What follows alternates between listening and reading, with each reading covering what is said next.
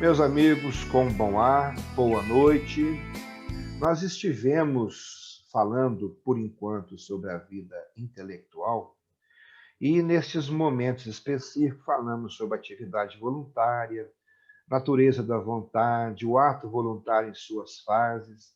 Falamos das patologias, que é muito interessante pensar como patologia, daquelas abulias, obstinação. Falamos sobre a vontade, a educação da vontade, sobre a educação indireta, no caso aí a educação física e a educação intelectual. Falamos sobre a educação direta, o capricho, a obediência passiva, o hábito da liberdade, da vontade, a natureza da liberdade, os diversos tipos de liberdade, liberdade física, civil, política, e falamos sobre o livre-arbítrio. Então, estamos falando sobre liberdade. E alguém vai questionar, mas nós temos liberdade? E aí a gente escuta os mais variados argumentos, tipo, estamos numa Matrix, nós não temos realmente liberdade para pensar, para fazer nada, nós somos coagidos, né? Então a gente vai falar um pouquinho sobre algumas provas da liberdade psicológica. Pode-se demonstrar que o homem possui o livre-arbítrio ou a liberdade psicológica simplesmente utilizando a prova direta, ou seja, apelando para o testemunho da consciência.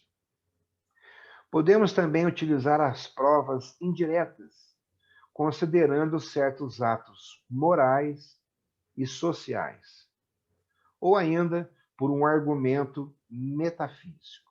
Então, primeiro, prova direta, prova indireta, argumento metafísico. Então, fica bem fácil de pensar assim, separar e reter essa informação.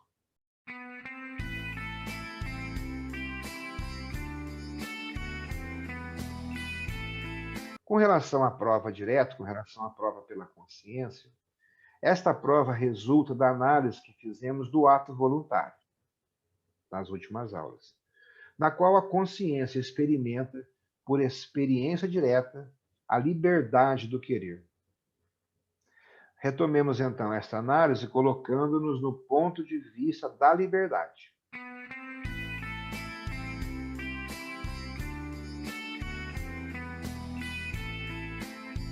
Na liberdade também temos, primeiro, a deliberação. Temos consciência, antes de agir, de não sermos simples espectadores do conflito interior, dos móveis e motivos que nos solicitam, e das tendências instintivas que nos impulsionam, uma vez que intervimos para impor-lhes silêncio. Principalmente a nível de instintos, a gente fica o tempo todo, queira ou não, tentando administrar alguns controlados, não é isso? Temos consciência de dominá-los, como também de aplicar nossa atenção, a nosso gosto, em determinada alternativa, com exclusão das outras, de prolongar e de limitar arbitrariamente o nosso exame.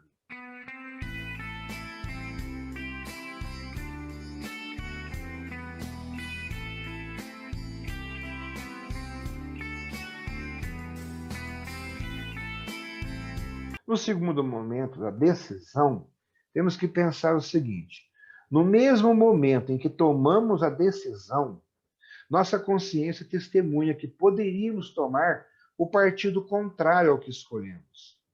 Você decide, eu não vou fazer, mas você percebe que poderia decidir fazer, ou vice-versa.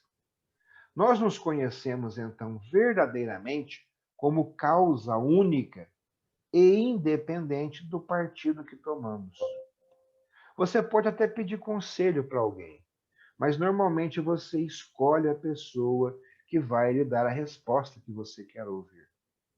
E se a pessoa não der a resposta que você quer ouvir, você pede conselho para outra ou outras pessoas até ouvir as respostas que você espera ouvir. Não é isso?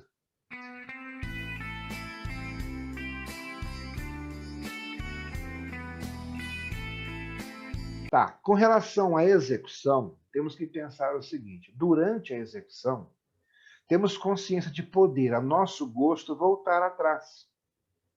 É o que eu brinco com vocês, eu não sou obrigado a fazer isso. e você desiste. Anula a decisão tomada, recomeça a deliberação, ou ainda abandona pura e simplesmente a execução. E este testemunho da consciência é tão claro, tão afirmativo, que nada nos permite duvidar dele. Nós aprendemos aí diretamente na nossa própria realidade o fato da nossa liberdade interior. É muito claro.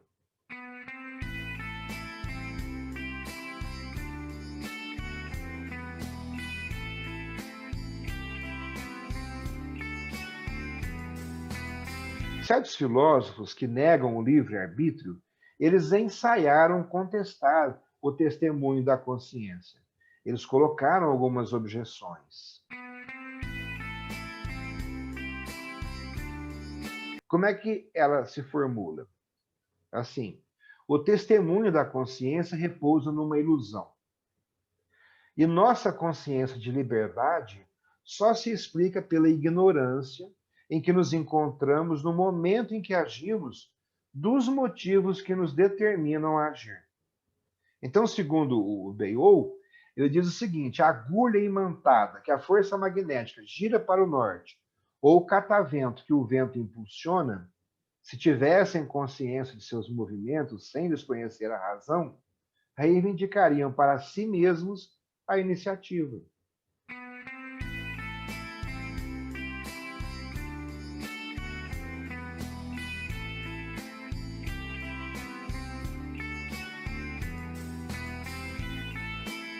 E a resposta?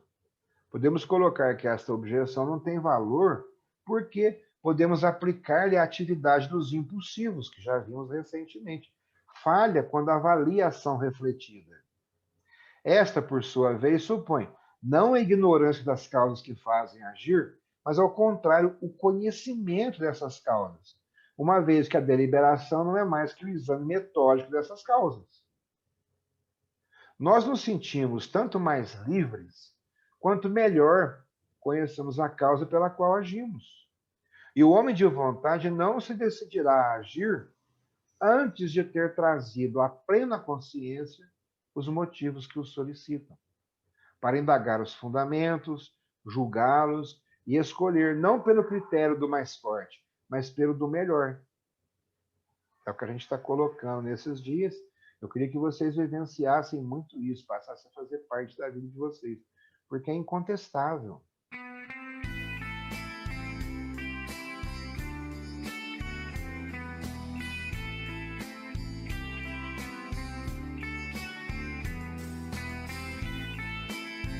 E temos a prova moral. O argumento baseado na consciência moral, como o argumento baseado na consciência social, é indireto, no sentido de que conclui pela existência da liberdade, apoiando-se em certos dados morais. Quais são eles? A obrigação e a responsabilidade.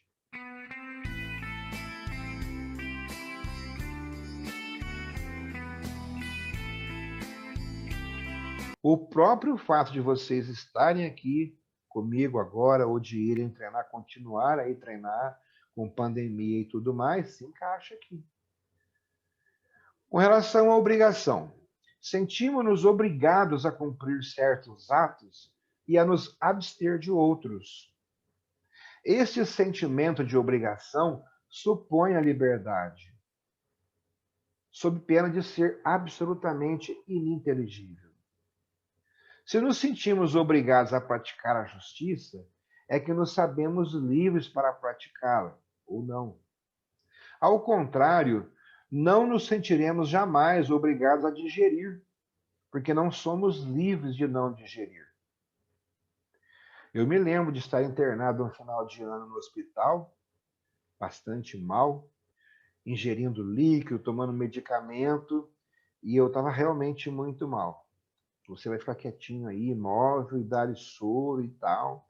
E aí chegou o momento que me pegaram andando pelos corredores do hospital, aqui na Unimed.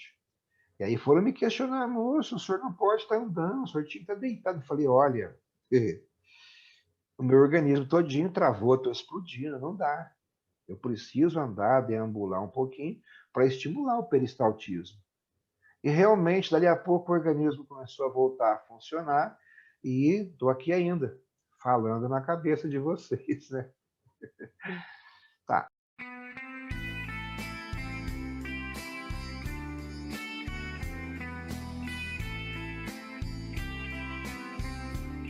E temos o sentimento de responsabilidade decorrente do sentimento da obrigação moral. Então, não podemos ter consciência de que somos responsáveis por nossos atos, de ter que responder por eles, a menos que estes atos sejam obra de nossa liberdade, e na mesma medida em que o são. Suprima-se a liberdade e a responsabilidade desaparecerá. Interessante coisa para se pensar. Profundo isso.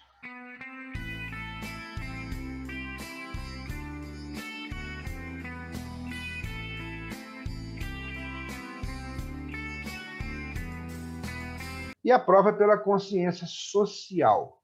Então vamos pensar, as sanções em uso na vida social, recompensa e castigo, não têm sentido senão pela liberdade. Supõe elas que os homens reconheçam livres e responsáveis por seus atos. Por isso não se pune os dementes, que realizam atos delituosos. Existe ali, na nossa interpretação, carência de razão e, portanto, de liberdade, e os seus atos não lhes são imputáveis. Por outro lado, o uso excessivo dos contratos, pelos quais os homens assumem obrigações recíprocas, igualmente supõe a crença no livre-arbítrio. Você vai treinar aqui, ó, tem um contratozinho para você. Você vai alugar, tem um contratozinho para você. Estou pensando em comprar. Olha, tem aqui um contratozinho comprovando que você está pensando, não é nem comprando ainda. Não é assim? Não podemos obrigar-nos a realizar tais e tais atos, a não ser na medida em que acreditemos que estes atos dependem da nossa livre determinação.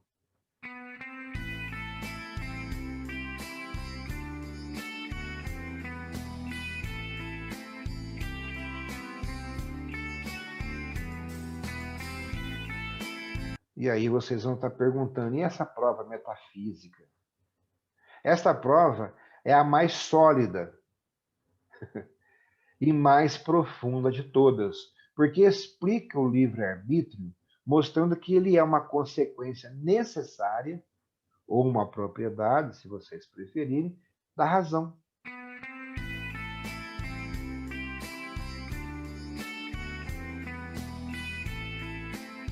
Qual que é o argumento? Sabemos que a vontade é uma faculdade racional, que tem por objeto o bem conhecido pela razão sob forma universal. Quer dizer, o bem geral, embora nada possamos desejar ou querer senão sob o aspecto do bem. Bom, como as coisas que de fato podemos desejar e querer são apenas aspectos do bem, quer dizer, dos bens limitados e parciais, e não o bem absoluto e total, a vontade não é determinada necessariamente por nenhum deles. Quer dizer, ela é livre. Foi o que colocamos lá atrás, a escolha está aí. É dessa determinação do querer que nasce o livre-arbítrio.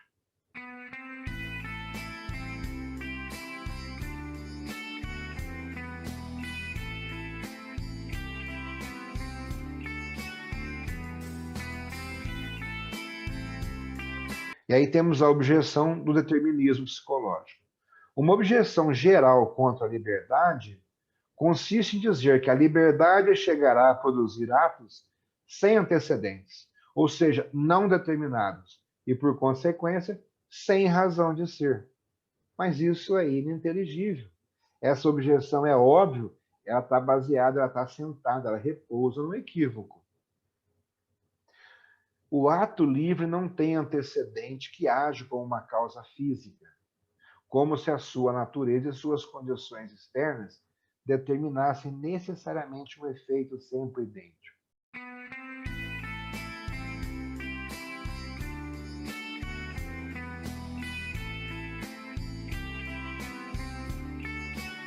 Mas há realmente um antecedente que é a vontade, causa de um gênero especial que nem sua natureza, nem as condições externas determinam necessariamente a tal ou qual efeito particular.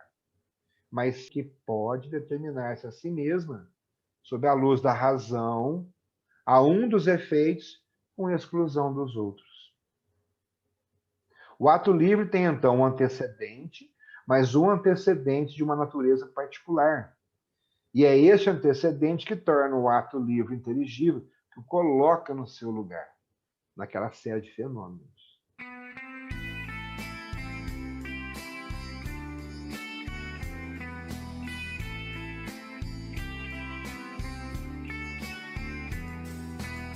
Então, se parar para pensar assim, é extremamente simples. E sempre vai ter um momento em que alguém nos questiona. Querem ter uma ideia? Se eu tenho que fazer o kata sempre da mesma forma, de acordo com um determinado estilo, como é que eu tenho liberdade na execução desse kata? Aí vocês vão ver que é interessante, como quando estudamos sobre o kanji, que nós temos mais de um kanji para especificar o termo kata. E um restringe, o outro permite uma certa alteração, uma certa evolução dialética. Meus amigos, muito feliz com a presença de vocês aqui. Podem mandar um oizinho depois pelo WhatsApp, ou pelo Telegram, ou por qualquer outro lugar, por e-mail. Inclusive, adoro receber carta escrita. Vamos começar a trocar uma correspondência manuscrita. Legal. Muito feliz com a presença de vocês todos, viu? Uma vida longa e próspera a todos. Obrigada pela aula, Muita paciência e perseverança. Um abraço extremamente carinhoso em todos. Abraço.